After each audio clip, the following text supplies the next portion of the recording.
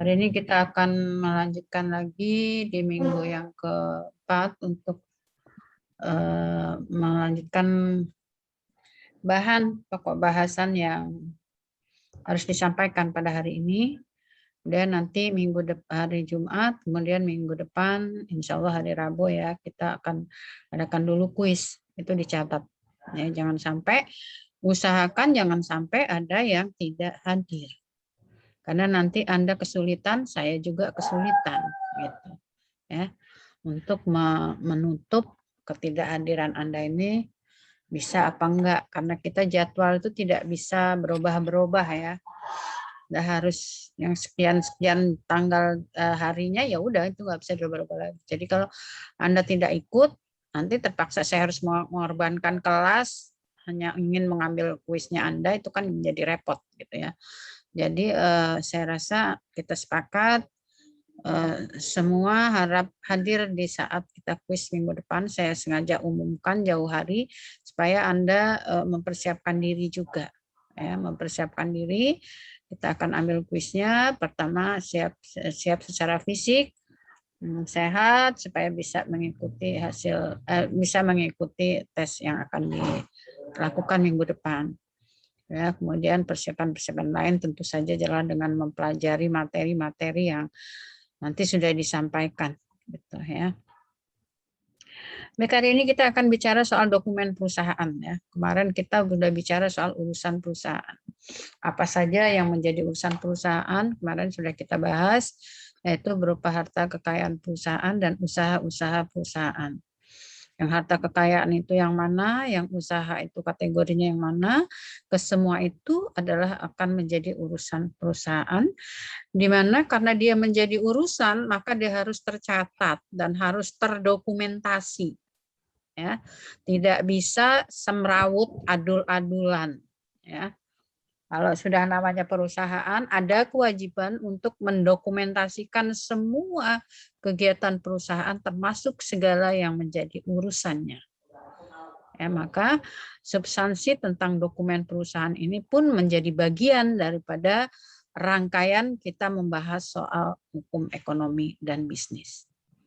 Ya, baik, saya screen dulu substansinya.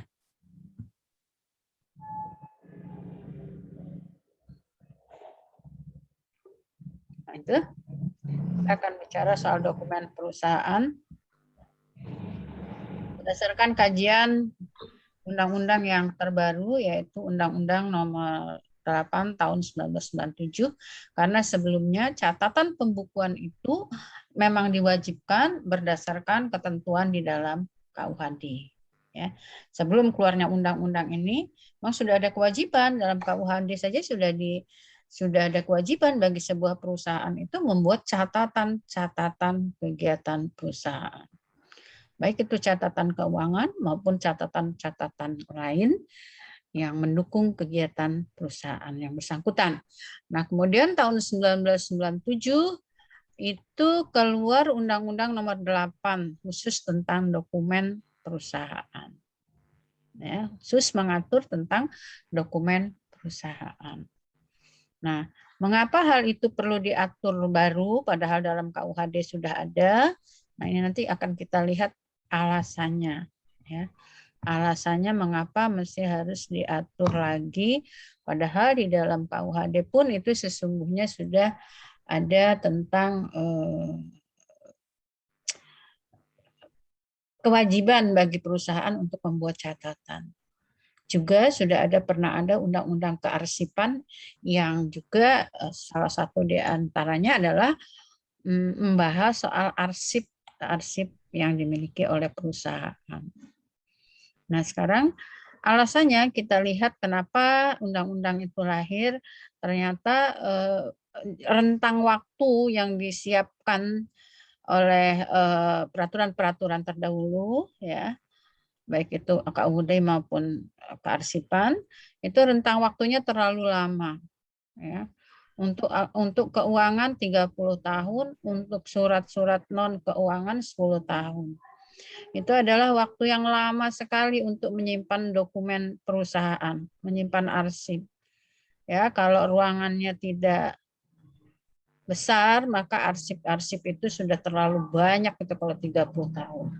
Ya, tidak efektif lagi mau mencarinya bagaimana. Ini kita belum bicara soal sekarang yang zaman IT ya. Nanti bisa itu dipindahkan ke dalam perangkat IT tentu, tapi arsip fisiknya itu tetap harus disimpan sebagai arsip atau dokumen. Ya. Nah, itu ya alasannya kenapa kok muncul undang-undang baru ya supaya lebih efektif dan lebih efisien lah. Karena kalau 30 tahun, 10 tahun menyimpan dokumen itu kok lama banget gitu. 30 tahun bayangin aja kalau disimpan tahun 2020 itu nanti sampai tahun 2050 tuh nyimpennya.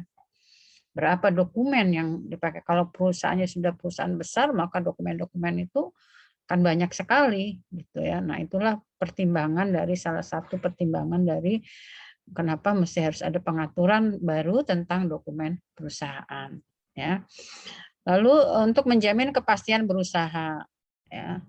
Ada kepastian hukumnya nanti tentang bukti-bukti karena kalau orang hukum bilang itu kenapa itu perlu disimpan, kenapa itu perlu bentar ini listriknya hampir habis. Kenapa itu perlu disimpan, kenapa itu perlu didokumentasikan? Kalau kita bilang itu adalah untuk pembuktian. Fungsinya kalau diperlukan adalah untuk sebagai alat bukti. Untuk apa disimpan segitu lamanya? Gitu ya. Nanti ada fungsi ya. Nah, juga ada kepastian hukum berapa lama dokumen itu harus disimpan. Dan dokumen apa saja yang harus disimpan, itu ada kepastian hukum ketika dibutuhkan, maka perusahaan tidak boleh bilang tidak ada dokumennya. Ya, kalau itu ada dokumennya dibilang hilang, sementara itu masih dalam rentang waktu penyimpanan, atau dokumen tertentu hilang, sementara dalam undang-undang dokumen perusahaan itu diwajibkan untuk disimpan, nah, itu adalah berupa kesalahan. Nah, ingat, kesalahan dalam perdata itu bukan hanya sengaja, lalai pun termasuk adalah kesalahan dan itu bisa mendapat hukuman.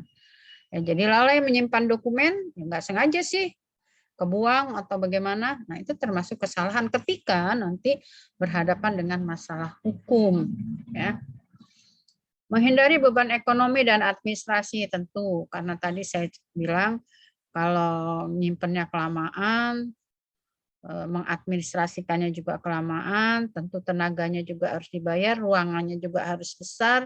Nah, itu yang menjadi pertimbangan kenapa harus juga diatur lagi mengenai dokumen perusahaan ini.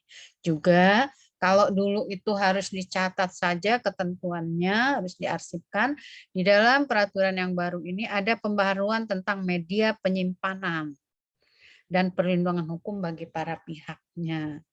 Jadi media penyimpanannya nanti akan kita lihat itu bisa ditransfer ke dalam bentuk perangkat-perangkat IT. Ya, nah itu kepentingan alasan mengapa si dokumen perusahaan ini perlu mendapat perhatian khusus dan bahkan dibuat undang-undangnya tersendiri. Karena perusahaan itu dalam menjalankan kegiatan usaha itu rentan untuk berselisih dengan pihak lain. Ya, rentan untuk berselisih dengan pihak lain di luar perusahaan maupun berselisih dengan orang-orang dalam. Oleh karena itu semua yang menyangkut dokumen perusahaan yang nantinya akan dijadikan sebagai alat bukti ketika terjadi perselisihan itu perlu mendapat perhatian tersendiri. Ya. Itulah beberapa alasan mengenai mengapa harus diatur baru. Ternyata peraturan yang lama tuh ngaturnya terlalu lama sehingga tidak efektif dan tidak efisien. Gitu ya. Kepastian hukumnya kurang karena tidak jelas mana yang harus disimpan. Lalu tentu saja dengan penyimpanan yang begitu lama memakan uang untuk biaya penyimpanan ya. Jadi beban ekonominya semakin tinggi. Mengenai pengertian nanti silakan saja Anda cari lagi di dalam undang-undang dokumen perusahaan. Jadi apa sih dokumen perusahaan itu? Ya, yaitu data, catatan, dan atau keterangan Data, catatan, keterangan. Data itu misalnya bicara soal harta kekayaan. Itu kan data. Berapa harta kekayaan perusahaan yang dimiliki.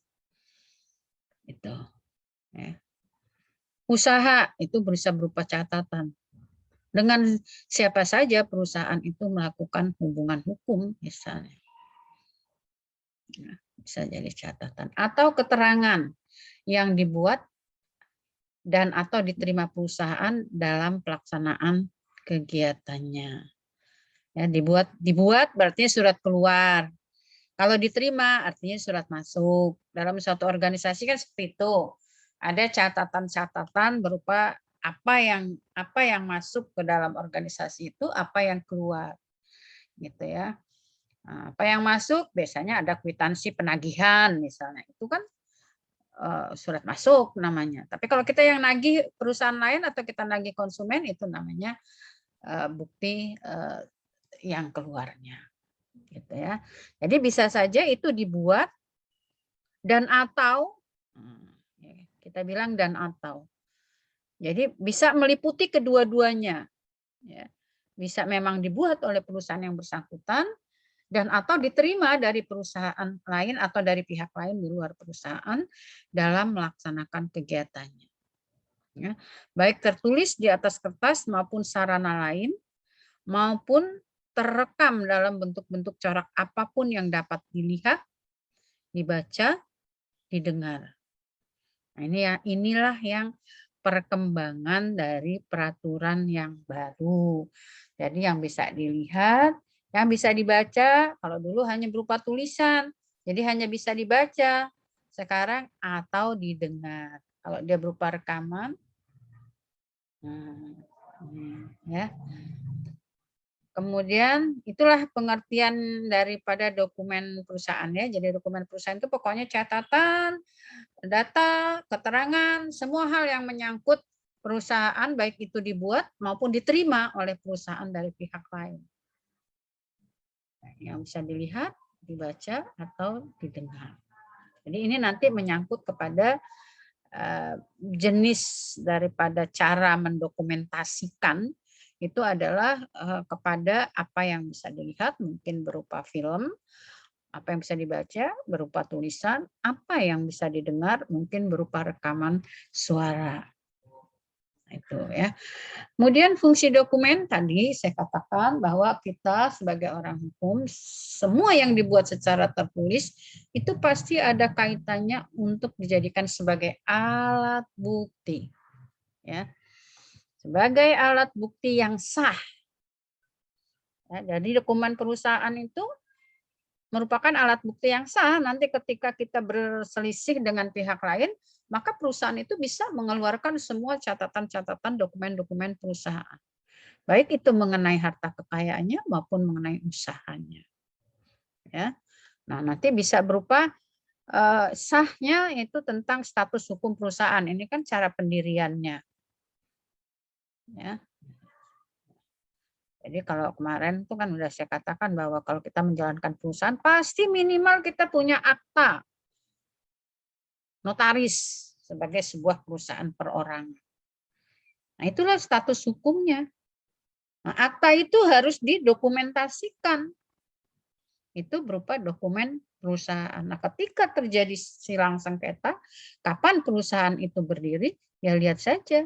Kalau nanti dia badan hukum, maka ada bukti lain yang sah yang berupa dokumen perusahaan, yaitu pengesahan dari Menteri Hukum dan HAM.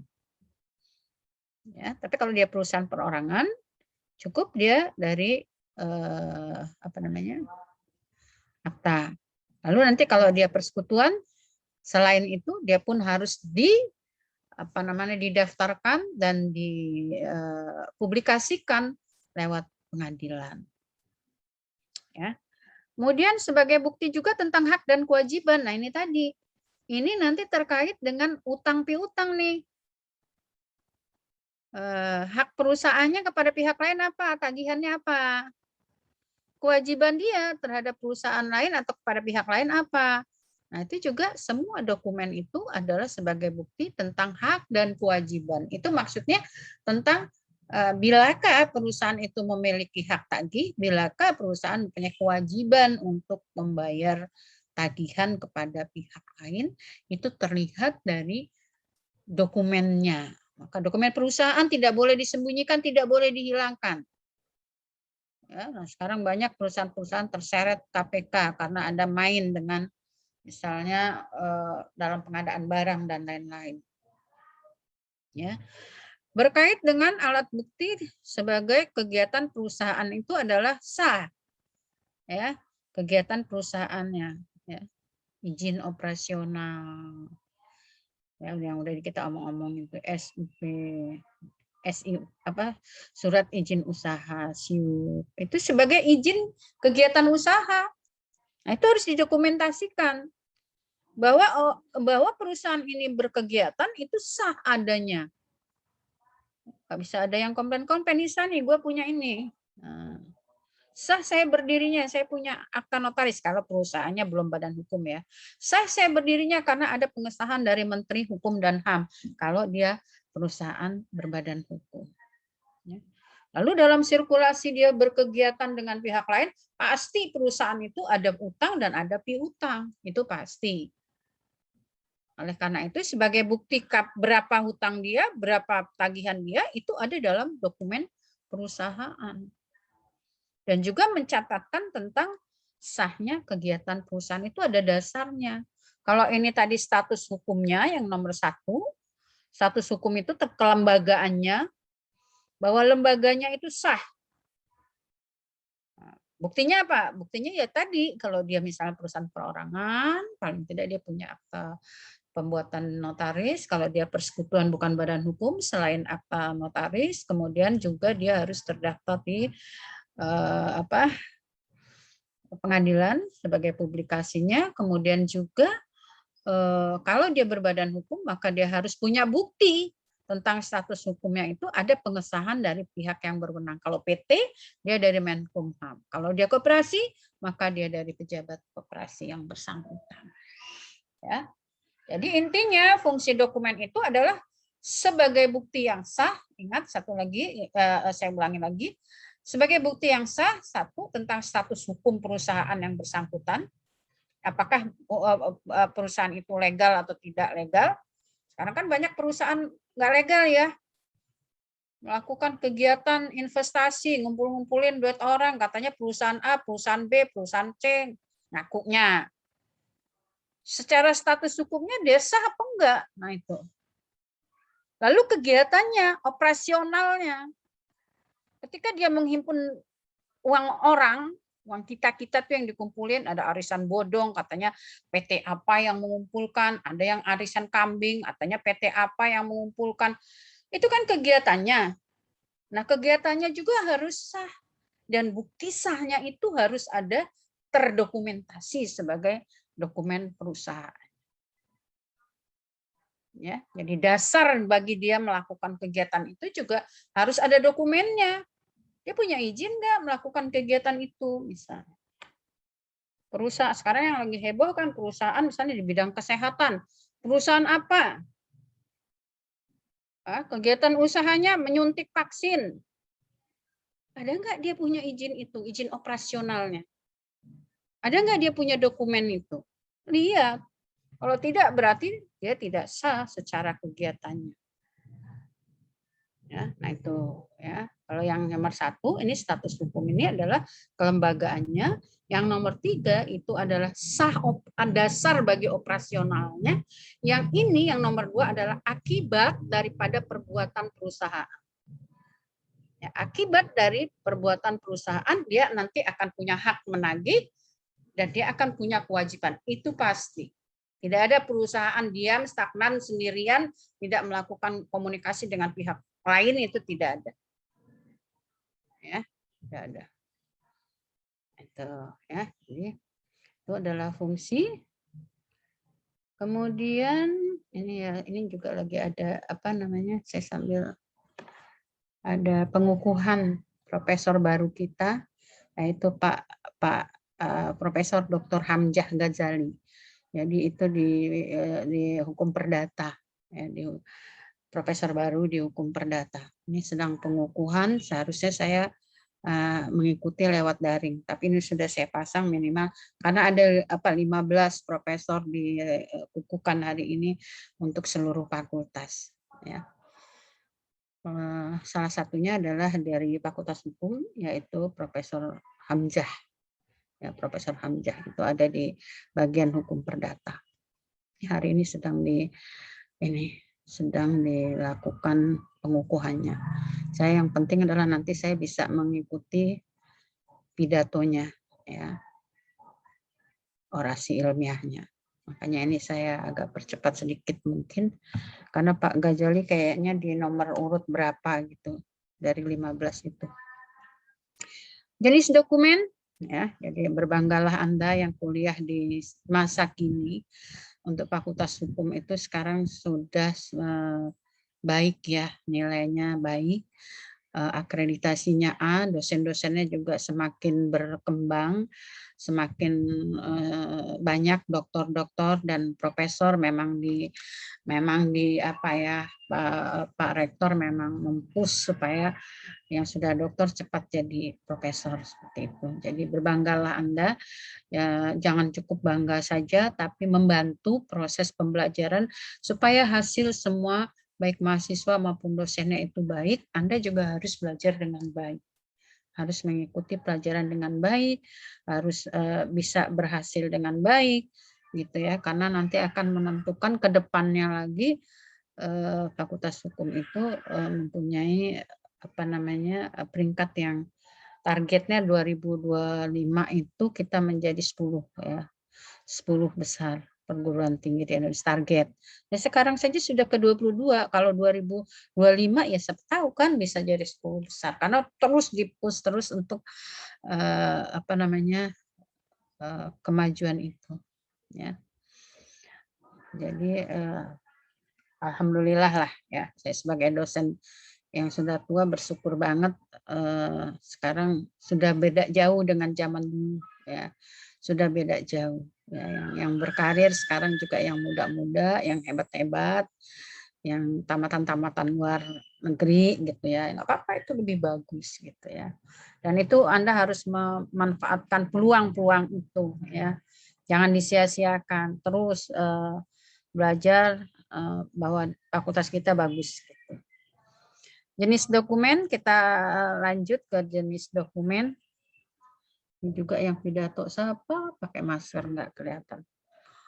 Jenis dokumen itu dibagi dari 2. Jadi dokumen yang harus dihimpun, yang harus disimpan, itu nanti ada dokumen-dokumen keuangan dan ada dokumen-dokumen lainnya.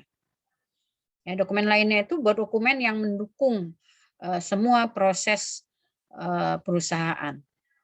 Kalau keuangan, ya dokumen keuangan, baik itu berupa bukti tagihan maupun berupa catatan-catatan kewajiban, artinya kita mempunyai kewajiban kepada pihak lain maupun berupa hak, ya, maupun berupa hak. Nah, itu dokumen keuangan, ya.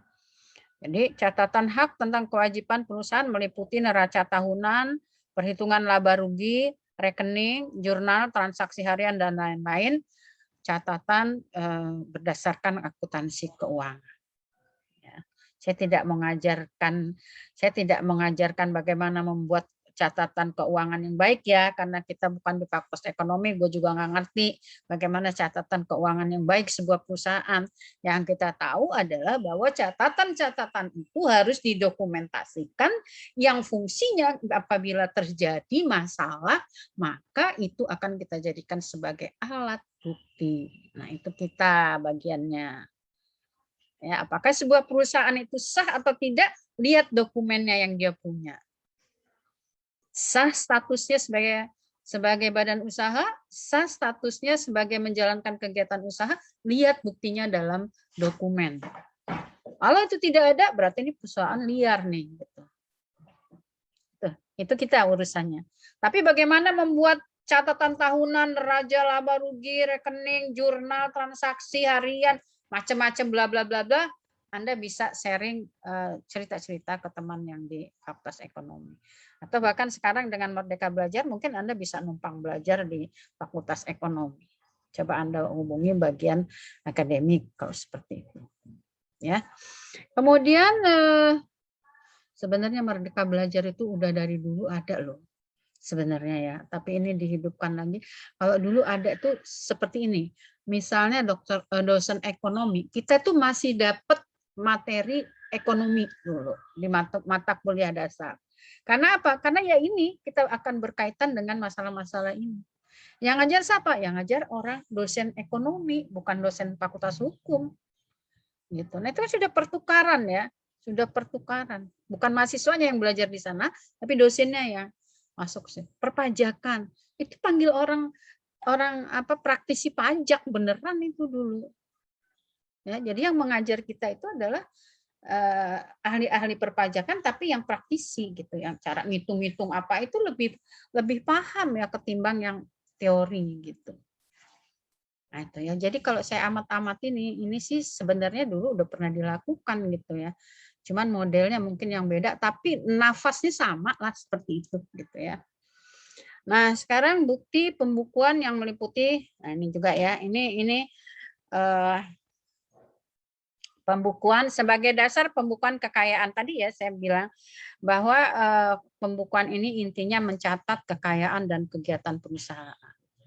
Ya, kekayaan yang berupa yang bisa dinilai dengan uang dicatat di dalam keuangan, kekayaan yang lain-lain dicatat di dalam dokumen lainnya. Begitu juga usaha. Usaha yang menghasilkan utang dan menghasilkan piutang itu dicatat dalam keuangan. Ya, baik itu berupa cek, bilet giro, piutang, wesel, promis dan lain-lain. Ini jenis alatnya, pirantinya ya, yang dia punya gitu. Kemudian data pendukung yang masuk dalam keuangan adalah pendukung penyusunan dokumen keuangan, antara ada kontrak. Nah, kita punya tagihan itu kan pasti berdasarkan perjanjian atau berdasarkan kontrak. Apakah kita punya kewajiban membayar atau kita punya tagihan berdasarkan kontrak itu. Maka kontrak itu kita jadikan sebagai pendukung dari data keuangan. Dan SPK. Dokumen lainnya yang bukan ke dokumen keuangan, ya dokumen lainnya yang bukan dokumen keuangan, yaitu data atau tulisan yang bernilai guna bagi perusahaan, tapi bernilai guna tapi tidak bernilai uang. Kalau yang dicatatkan di keuangan itu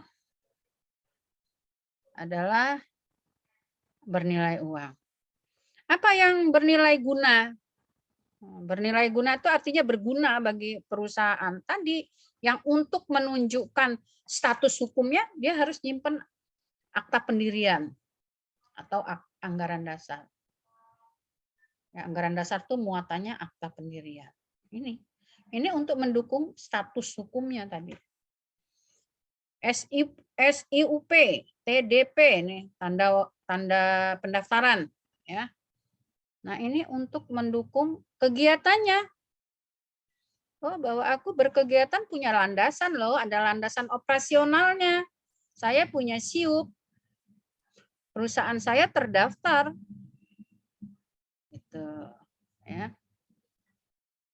Nah, kemudian kalau dia berupa PT tadi di berdirinya juga dia harus ada bukti-bukti dari persetujuan sebagai badan hukum.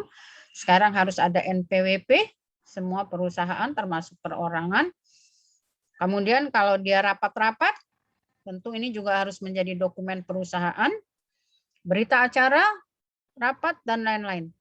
Pokoknya prinsip, kita bisa ambil kesimpulan bahwa dokumen perusahaan itu bisa yang menyangkut keuangan, bisa yang dokumen lain yang berguna tapi dia bukan dokumen keuangan.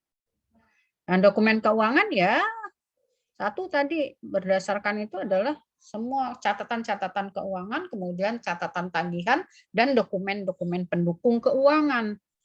Dia tidak mungkin tahu bahwa dia tidak mungkin akan berdampak pada adanya tagihan atau kewajiban kalau dia tidak ada transaksi dengan pihak lain. Makanya ada yang nomor C. Ya, data pendukung. Sebagai bukti ada tagihan berarti ada kontrak. Nah, kontraknya itu jadi dokumen keuangan. Pembuatan dokumen. Setiap perusahaan wajib membuat catatan. Wajib ya hukumnya, wajib. Jadi nanti kalau Anda udah jadi tamat, udah magang lawyer tuh sama kakak-kakak tingkat, ada kasus perusahaan tidak punya catatan dokumen keuangan, berkasus dengan orang lain, bahwa dokumen perusahaan itu hukumnya wajib dibuat oleh perusahaan. Kalau tidak, dan kewajiban ini bersifat keperdataan. Yang kalau ya tidak dibuat dan orang lain dirugikan, maka dia bisa menimbulkan ganti kerugian atau tanggung jawab perusahaan yang bersangsinya adalah ganti kerugian. Ya, wajib nih, wajib. Kalau salah satu pihak dirugikan karena dia tidak punya dokumen, maka pihak lain bisa menggugat berdasarkan kewajiban perusahaan itu sebetulnya membuat dokumen.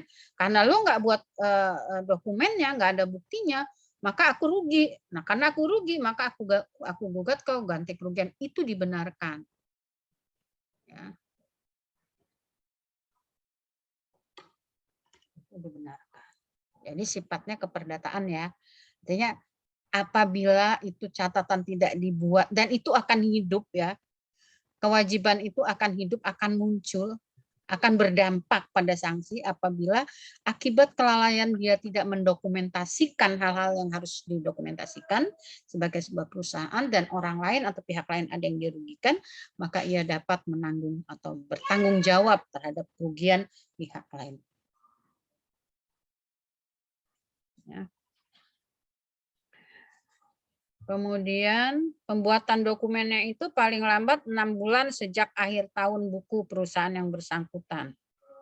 Siapa yang tadinya dari yang tahu hukum ekonomi nih? Akhir tahun buku perusahaan itu kapan?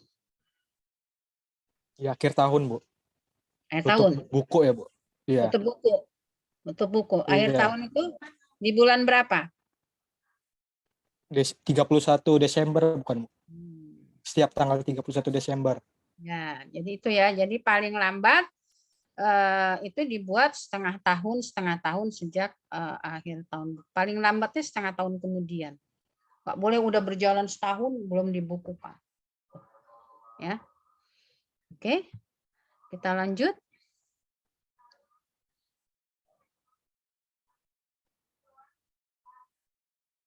Catatan berupa neraca atau yang paling menggambarkan neraca wajib dibuat di atas kertas.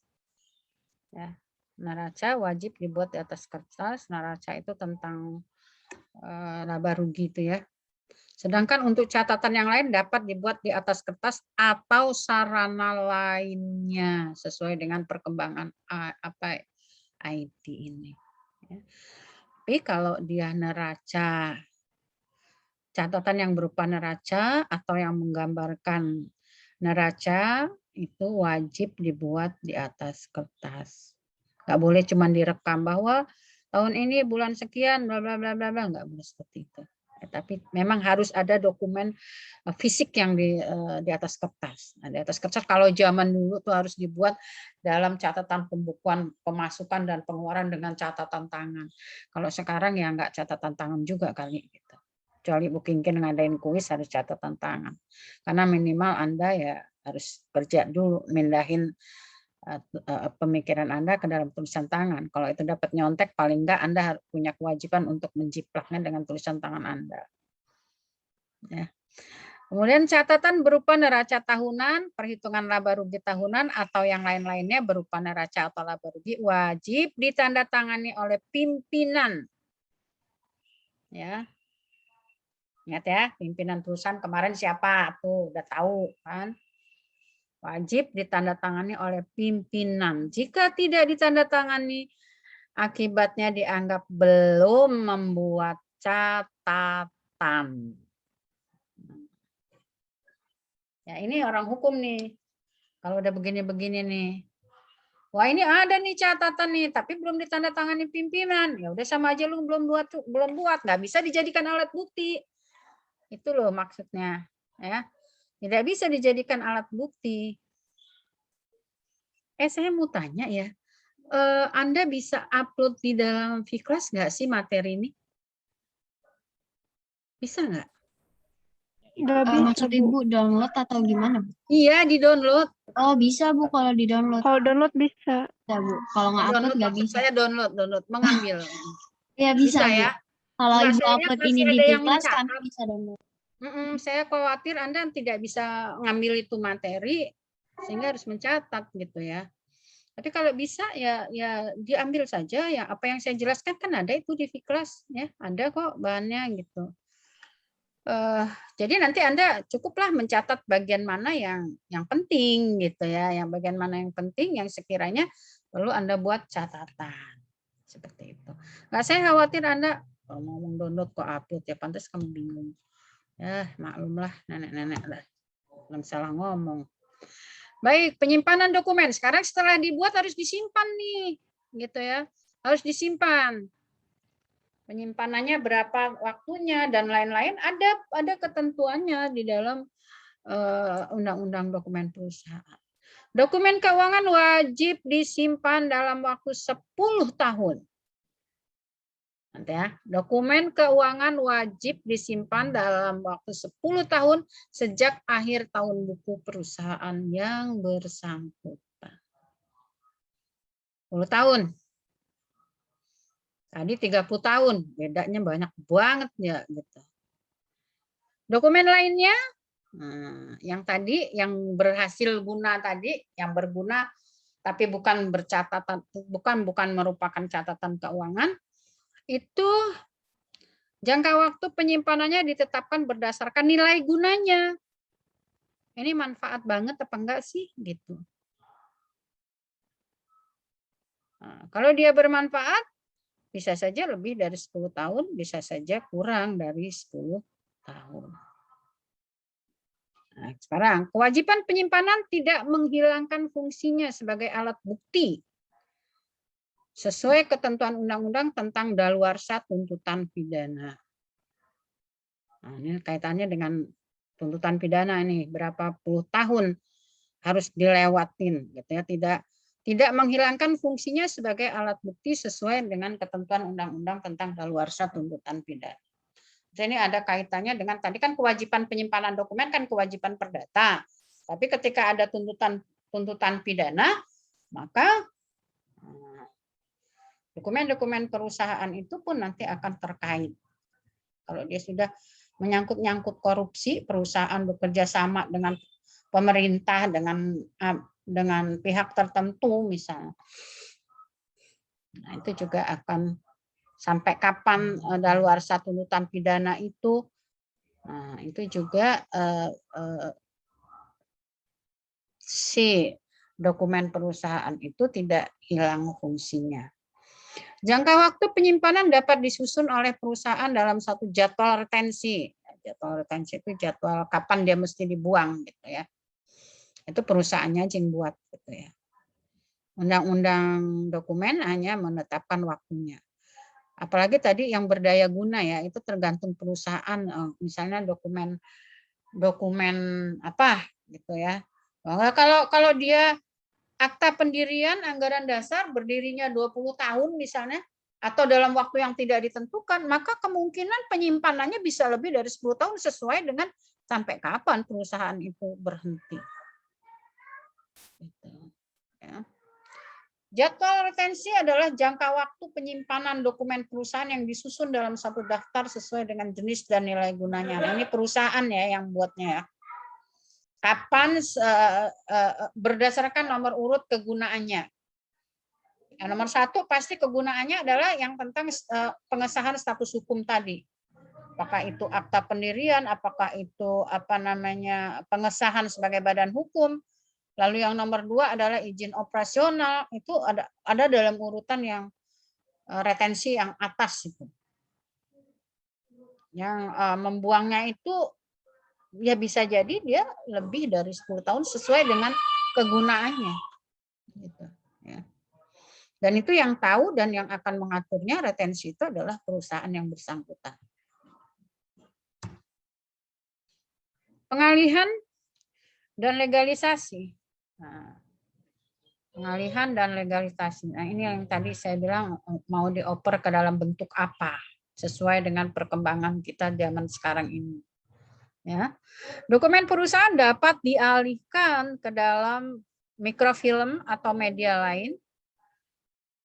Bukan kertas gitu ya. Kalau zaman dulu kan catatan, diarsipkan. Maka numpuk ya, tempat arsip itu kayak tempat sampah. Mendingan kalau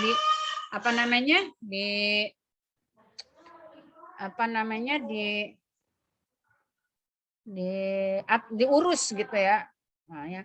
Yang kalau perusahaan sih mungkin dokumen perusahaannya tertib ya. Yang kebanyakan tidak tertib ini justru yang lembaga-lembaga pemerintah. Coba Anda lihat dinas kearsipan, di mana tanya arsip daerah itu di mana.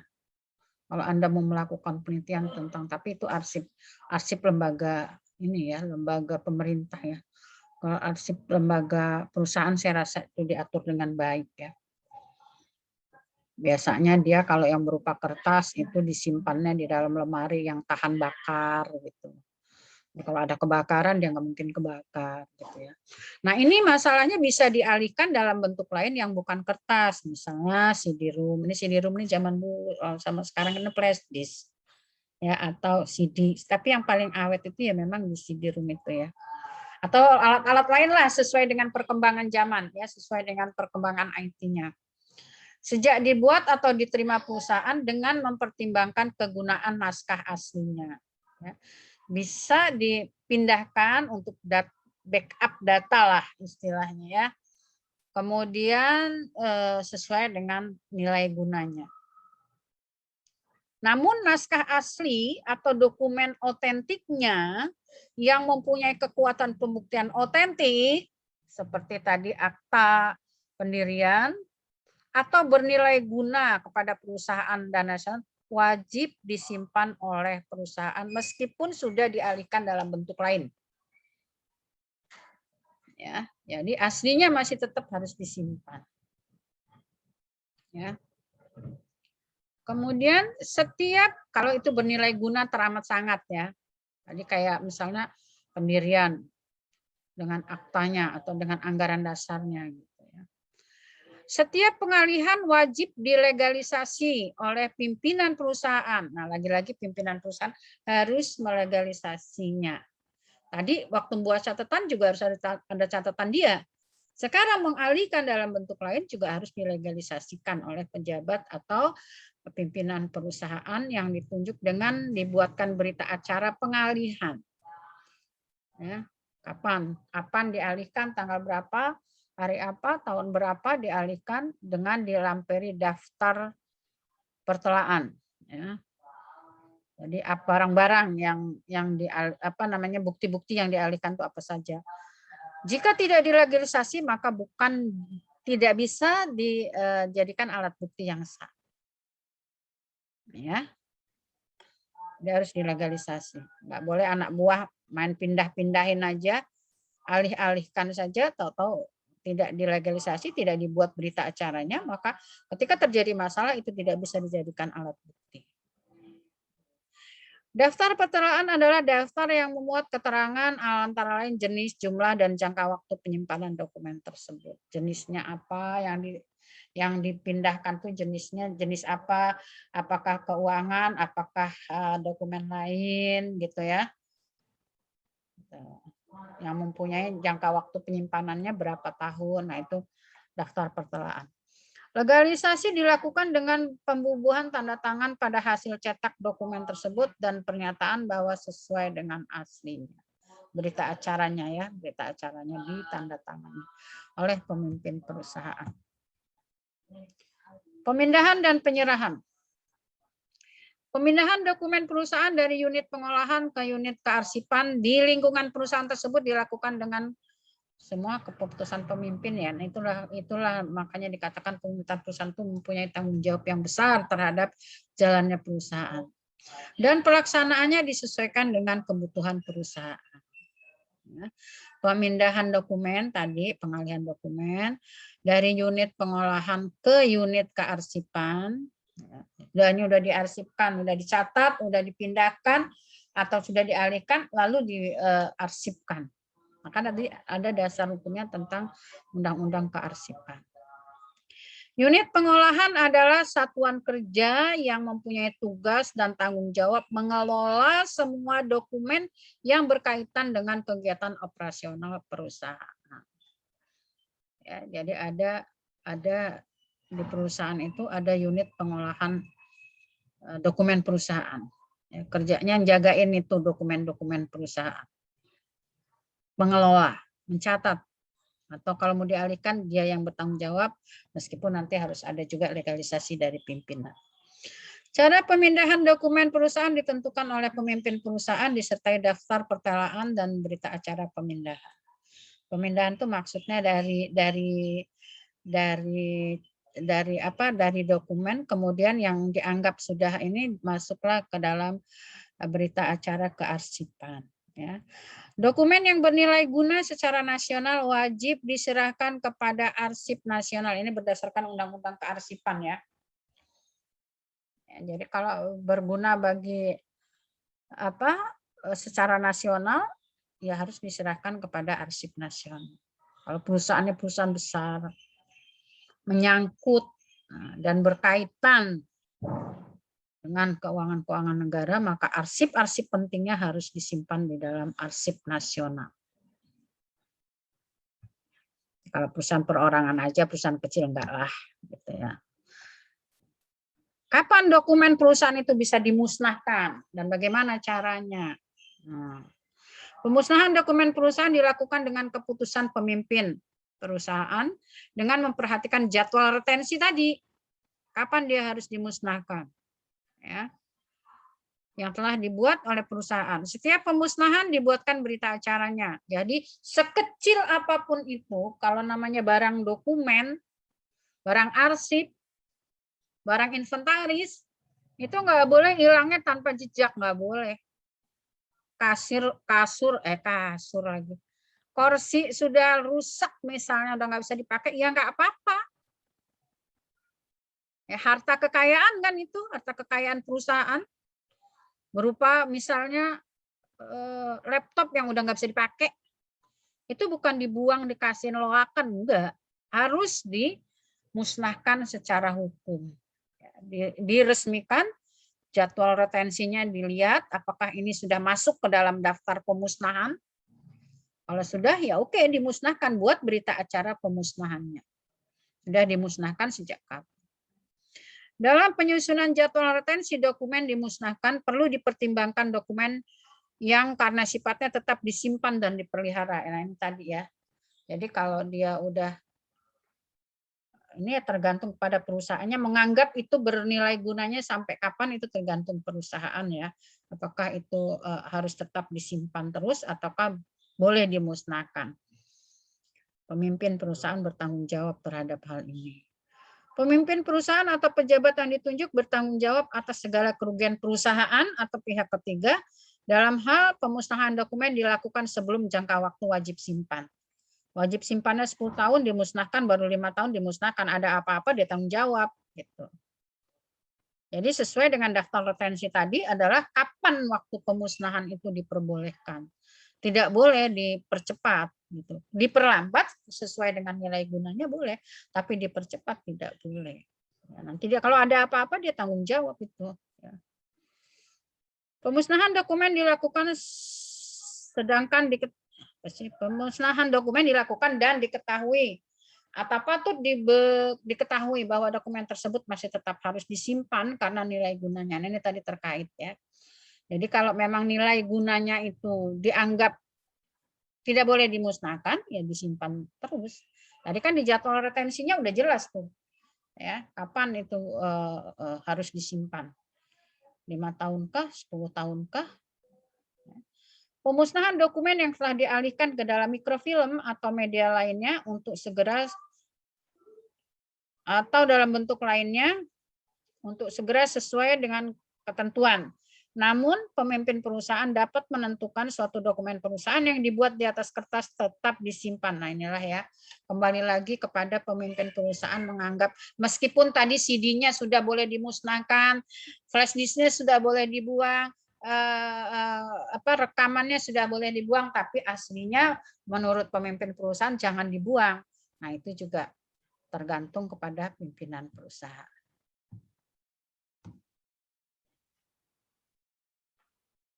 Oke, ini materi hari ini jadi berupa dokumen perusahaan sudah selesai. Yang paling penting Anda ketahui bahwa dokumen perusahaan secara hukum itu wajib hukumnya secara perdata berdampak pada penggantian kerugian apabila terjadi kasus di dalamnya. Kemudian mengapa dokumen itu harus dibuat dokumen perusahaan? Orang hukum bilang itu akan dijadikan sebagai alat bukti yang sah terhadap bentuk hukum, hak dan kewajiban serta kegiatan-kegiatan perusahaan. Ya, kemudian rentang waktunya itu juga perlu diketahui karena ini juga akan menyangkut tanggung jawab bagi perusahaan tersebut terhadap pihak lain apabila ternyata dokumen itu dimusnahkan sebelum waktunya. Oke, ada pertanyaan terkait dengan dokumen perusahaan? Bertanya atas nama Stephen dengan NPM belakang 025. Iya. Ya, kan Siapa terkait kan namanya yang jelas kalau nyebutkan nama yang jelas. Stephen Saputra dengan NPM belakang 025.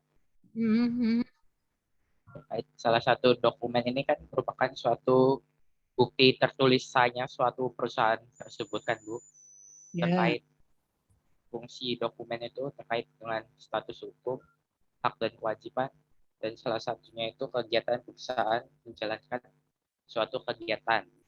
Misal apabila si perusahaan itu menjalin hubungan kerja dan dengan si hubungan kerja ini dokumen itu terjadi kelalaian di menjalin hubungan kerja tersebut, bagaimana status hukumnya dalam hubungannya itu Bu? Kelalaian dalam hal apa? Berkasnya hilang atau segala macam kayak gitu. Tadi kan sudah saya jelaskan.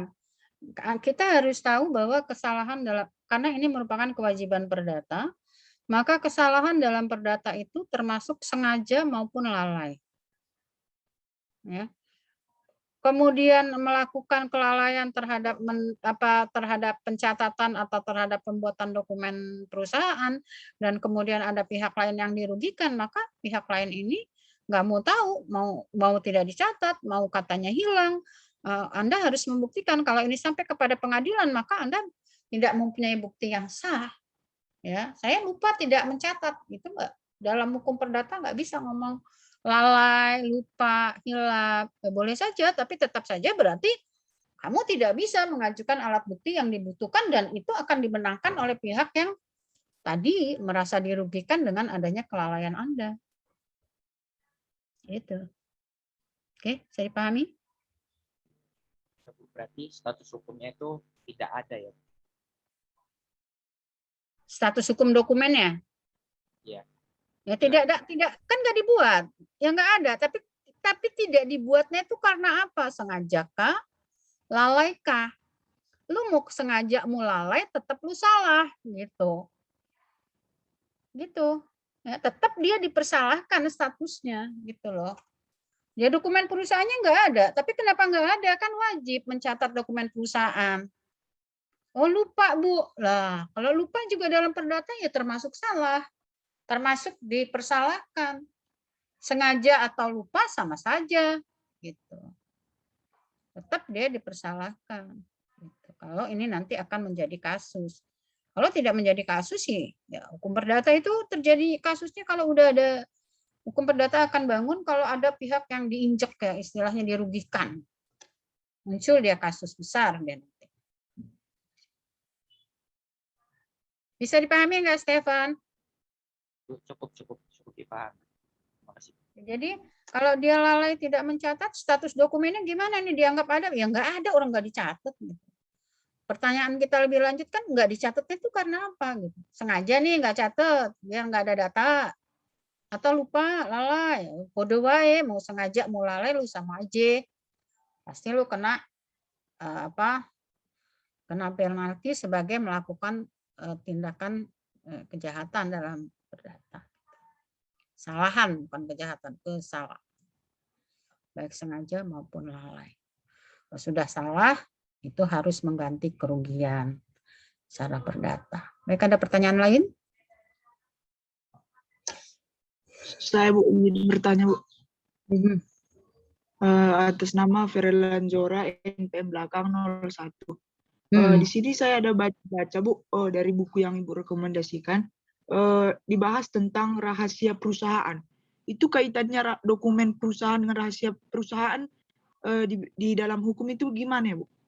Ya, sama saja, rahasia perusahaan itu ya segala sesuatu yang menyangkut perusahaan yang harus dirahasiakan oleh para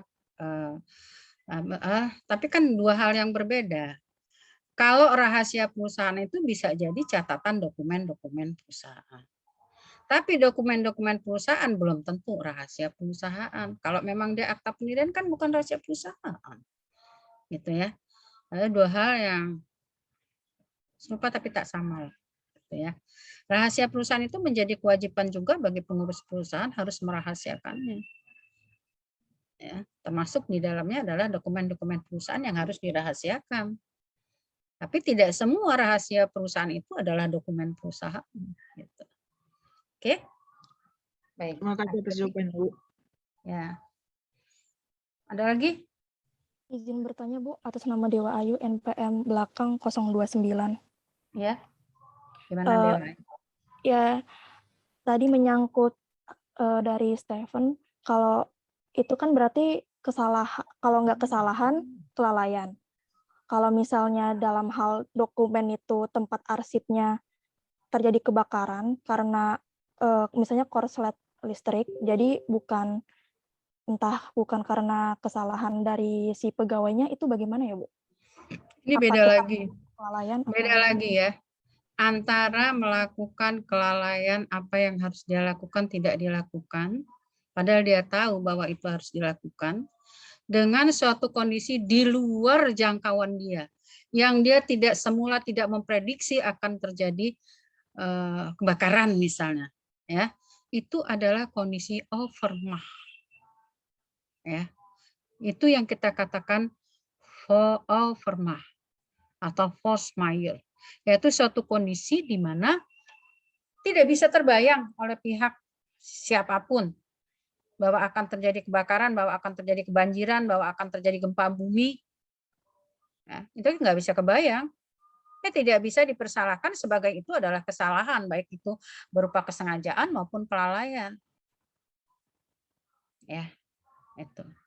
Nah, tapi nanti dalam pembuktian lain, ya, bahwa itu terjadi karena arus pendek, terjadi kelalaian, itu kan kelalaiannya pihak yang merawat listrik. Seperti itu, ya. Tapi jelas ini dua hal yang berbeda. Yang satu dalam kondisi normal, yang satu dalam kondisi tidak normal, yaitu overmah. Ya, overmah tidak bisa dimasuk ke dalam hal yang dipersalahkan. Bisa dipahami, Dewa? Bisa, baik Bu. Terima kasih. Ada lagi? Izin bertanya Bu Rahmatullah Bu. NPM Ya. 20 01 10 05. Ya, baik-baik. Yuk. Jika sebuah rahasia perusahaan tersebar ke publik, apakah yang menyebarkan rahasia tersebut termasuk ke tindak pidana, Bu? Rahasia Terdengar, Bu? perusahaannya. Ya. Apa gimana? Jika sebuah rahasia perusahaan tersebar ke publik, apakah yang menyebarkan termasuk ke tindak pidana? Bisa. Atau ke perdata, Bu? Kalau ke perdata itu kan penggantian kerugian. Yang menuntutnya itu kan pihak yang dirugikan. Kan gitu. Kalau tindak pidana itu tindak apa sih? Tindak pidana dengan tindak perdata apa sih bedanya? Kalau pidana pasti hubungannya dengan kurungan penjara. Ya, itu hukumannya, akibatnya. Tapi tindakannya itu yang mana? Yang tindakan pidana itu yang mana? Yang tindakan perdata itu yang mana? Baru nanti kamu bisa jawab. Itu Nah, Bu, itu kalau ada tindak undang-undang pidana rahasia kan tentang rahasia merugikan ini perusahaan ada Bu. undang-undangnya sendiri lagi ya nanti ya. Ya, tentang pengaturan rahasia perusahaan itu bukan dokumen perusahaan ya, jangan dicampur aduk ya. Gitu. Nanti kita baca lagi tentang undang-undang rahasia perusahaan. Apakah di sana ada hukuman secara pidana atau tidak? Dan apakah Anda paham tentang perbuatan tindak pidana itu apa, tindakan apa namanya kesalahan dalam hukum perdata itu apa? Oke. Bisa nggak jawabnya? Jadi kalau bertanya kita masih harus yang kita tanya itu mesti kita harus paham dulu gitu loh. Kalau perdata kan perorangan tuh. Kalau ada pihak yang dirugikan, subjek lain yang dirugikan, barulah hukum perdatanya nyala. Kalau pidana, kalau kita kecurian tapi kita diam-diam aja gitu, apakah tetap pencurinya itu dibiarkan aja begitu? Padahal gue yang kecurian nggak ngapa-ngapain lah, udahlah biar aja lah. Tapi ini tercium oleh masyarakat, terjadi perampokan di sana misalnya. Apakah diam saja kalau itu? Tidak Bu. Kenapa? Karena sudah ini Bu, sudah terlibat tindak pidana pencurian. Nah ya ada kamu ini lagi ya, kamu baca lagi, berbedain lagi pidana sama perdata. Kamu udah ngambil belum hukum pidana? Udah Bu. Rahmatullah, tindak pidana itu apa? Udah ambil materi tindak pidananya? Udah Bu, ngambil. Apa itu tindak pidana? Pidana itu suatu tindakan yang melanggar hukum Bu. Yang bisa ini. Kamu baca lagi aja lah ya, Rahmatullah ya. Baca Ya, lagi, nanti baru bisa kita diskusi lagi. Soalnya saya ini khawatirnya kamu tuh bertanya-bertanya tapi tidak dilandasi oleh pemahaman yang ya memang saya kalau saya udah ngerti saya nggak tanya, ya benar. Tapi kalau kamu mau tanya, ini bisa nggak Bu dipidana? Ya kamu mesti tahu dulu dong tindak pidana itu yang mana. Gitu. Apakah ini termasuk tindak pidana atau bukan? Berarti kamu mesti tahu unsur-unsur tindak pidana itu yang mana. Itu satu. Yang kedua, apakah undang-undangnya mengatur tentang pembocoran rahasia perusahaan ini masuk dalam tindak pidana? Tuh. Ya Rahmatullah ya. Jadi saya nggak seperti air menuangi air di dalam gelas gitu aja. Tapi kamu juga harus, itulah fungsinya mahasiswa harus mencari itu tadi. Tolong nanti kalau kamu sudah ambil hukum pidana, coba buka lagi tindak pidana itu apa sih gitu. Kalau kesalahan dalam perdata tadi udah jelas loh, kesalahan dalam perdata itu seseorang dianggap salah, manakala dia melakukan sesuatu perbuatan, baik itu sengaja maupun lalai, dan itu menimbulkan kerugian bagi pihak lain. Itu kesalahan. Nah, sekarang pidana yang mana? Nah, itu baru belajarnya komprehensif. Jangan sekedar kamu tanya, tapi kamu sendiri nggak punya konsep dong. Apa itu hukum pidana? Kalau kamu punya konsep hukum pidana, kamu udah ngambil hukum pidana, pasti kamu juga bisa menjawabnya itu. Apakah itu termasuk dalam tindak pidana atau bukan? Oke, PR buat Rahmatullah. Baik Siap? Bu. Siap Bu. Ya, supaya kamu buka juga itu buku-buku lain ya. Kalau nanti begitu juga kalau kamu bertanya di pidana, orang-orang pidana jawab lagi secara perdata ini bagaimana menurut kamu? Nah, kamu nggak tahu juga. Loh, ini nggak tahu, itu nggak tahu, terus tahunya apa? Gitu. Oke, baik, karena ini sudah giliran Pak Hamzah kayaknya nih. Saya akan mendengarkan pidatonya Pak Hamzah. Saya selesaikan dulu kuliah kita pada hari ini. Kita ketemu lagi di hari Jumat dan insya Allah ke minggu depan kita akan kuis. Ingat. Saya beri peringatan. Ingat. Kita akan melakukan insya Allah gitu juga. Siapa tahu nanti ada halangan, kita tidak tahu ya. Namanya manusia. Tadi di luar jangkauan kita itu namanya tidak bisa diprediksi. Tapi sesuai dengan perencanaan seperti itu ya. Tapi kita tidak boleh memastikan segala sesuatu, itu tidak boleh ya. Memastikan pasti ya minggu depan kuis ya, iya kalau ibunya sehat. Ya iya, kalau kita nggak ada masalah apa-apa kan gitu.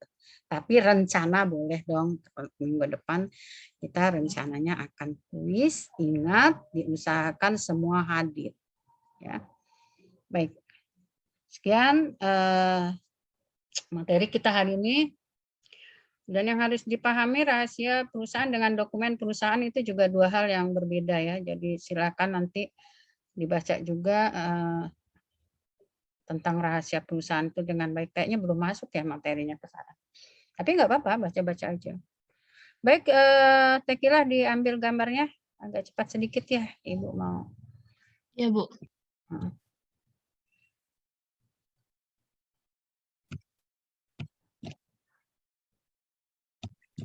Udah, Bu.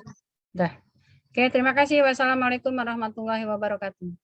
Waalaikumsalam warahmatullahi wabarakatuh. Terima kasih, Bu. Warahmatullahi Sehat selalu, Ibu. wabarakatuh. Ya, sama-sama.